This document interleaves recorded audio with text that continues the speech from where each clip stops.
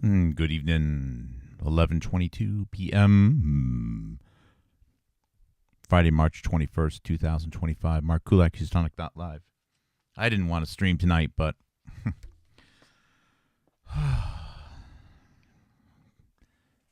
I don't even know what I'm doing here. But I wanted to talk for a few minutes about this book, Dr. Mary's Monkey. And I just put it in the title. This is one of the most poorly researched books and half-truths out there. I don't know what else to say. And after everything I've said about this book so far, the people who still push it, I think very, very poorly of the people who still push this book and reference it at all, aside from just simply highlight all of the contradictions. Of course, the book does not mention the most important character with respect to the what could be done with unfilterable agents or viruses, and research that was being done to use them to cause and, most importantly, cure cancers. And that was Dr. Alice E. Moore. I see there's just not even the index. Do I see Charlotte Friend? No Alice Moore, no Charlotte Friend, no Joshua Lederberg, and one of the main characters that the Rainbow Space Cat likes to talk about on Twitter, Bernice Eddy, doesn't even mention her husband's name. It's very bad. But I'm just going to read a small section in here. It talks about Bernice Eddy, and she was actually head of testing at the Department of Biologics, 1958, 1959 approximately, for the polio vaccine rollout. That's true. I was able to find that newspaper article. But it goes on to say that she found some SV40, some virus contamination. A virus that I suppose is asymptomatic in monkeys. It's another way of saying that there's some type of genetic material. Who knows what it is? A phage, exosome, I have no idea. Something, a protein in these monkeys, which was when injected into people, was causing a cascade of immune responses.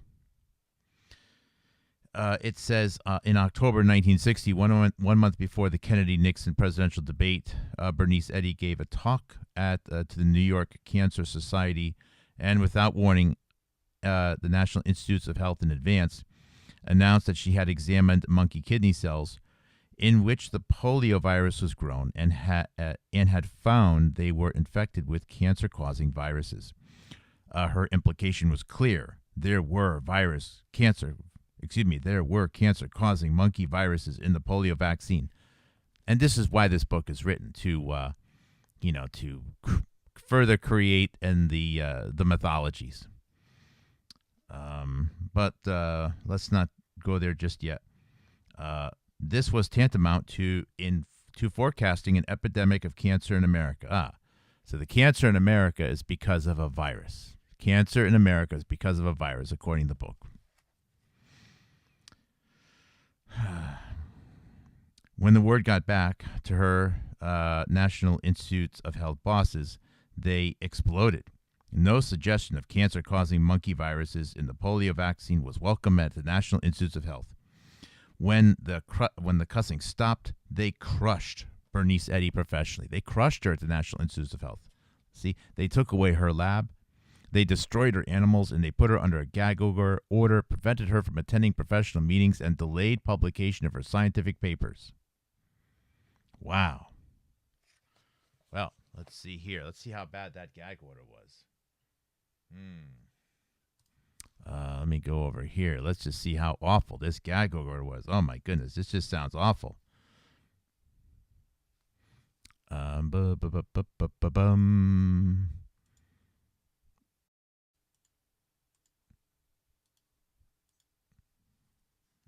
Here, let's see how bad this gag order was, because if we look at this event in, I think it was up in Massachusetts. Let's see here, May 17th, 1965, two-day science seminar here on cancer research. So this is Bennington, Massachusetts. Scientific and medical personnel from across the eastern United States, Canada, and even England will be among those attending a special science seminar sponsored here Friday and Saturday by the Putnam Memorial Hospital Institute for Medical Research. The symposium, to deal with the latest developments in cancer research and related fields, will feature 7 distinguished women of science. First and foremost is Cecile Lichtenberger. Then there's Charlotte Friend. Of course, Charlotte Friend was mentored by Dr. Alice E. Moore. And then third, we have Bernice Eddy. She's the Chief Section on Experimental Virology, Division of Biologic Standards, National Institutes of Health in Bethesda, Maryland. This is 1965. Wow. Because I just read in this very poorly researched pile of crap book called Dr. Mary's Monkey that she was crushed. They took away her lab. They took away her monkeys. I mean, she just had no future left. But what I'm reading here is that she's still getting the tour, and she's still a chief of the section on experimental virology in the Division of Biologic Standards in the National Institutes of Health. That just doesn't quite line up. But again, this book is basically just absolutely full of these half-truths, contradictions, and missing information. The book doesn't even mention Alice E. Moore. I mean, right there, you could just throw this book into the fire. What's impressive, though, is that this book is pushed by so many people. And it doesn't matter. They can hear me say that it's badly researched. They can hear me say that it's missing all this stuff, but they don't care because this book pushes something sensational along with these other things. There's Oswald, there's Castro, there's sex scandals, and there's CIA and gun running and nukes, and oh my goodness gracious me, cancer-causing viruses and biological weapons and blah, blah, blah, blah, blah.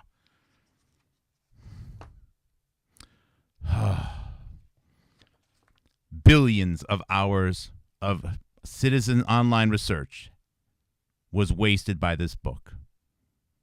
Hours which could have been spent having a more rational, grounded, well-researched, and pursuit, such as my own, which probably could have saved a whole lot of lives. But nope, got this pile of crap out there. Anyways, it never mentions Bernice Eddy's husband. I mean, how difficult is that? All you need to do is go to the freaking Wikipedia page. And if you go to the Wikipedia page, you will see. Oh, yeah, by the way, I can copy that from there to there. This is the 1958, 1959. Do I have to log in? Yes, I do.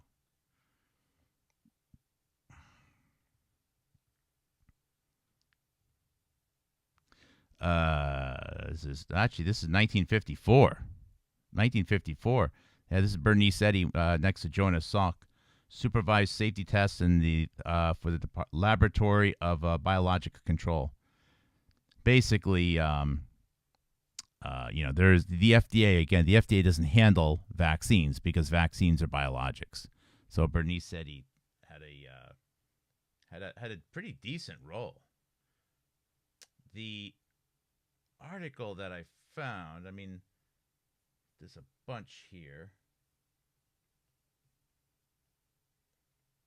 Her husband, she actually did not take her husband's name. Her husband was Gerald G. Woolley, Wooley. It's amazing that a book that praises Bernice Eddy so much doesn't even mention her husband's name, but whatever.